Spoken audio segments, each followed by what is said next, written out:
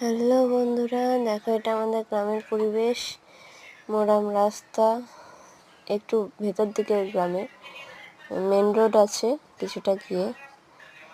দেখো আবহাওয়াটা কত সুন্দর লাগছে, মেঘ করে আছে, বৃষ্টি হয়েছে কিছুক্ষণ আগে। দেখো আশপাশটা কত সুন্দর লাগছে, সবুজে ঘেরা। দেখো সকলে, আর কেমন লাগছে অবশ্যই কমেন্টে জানাও।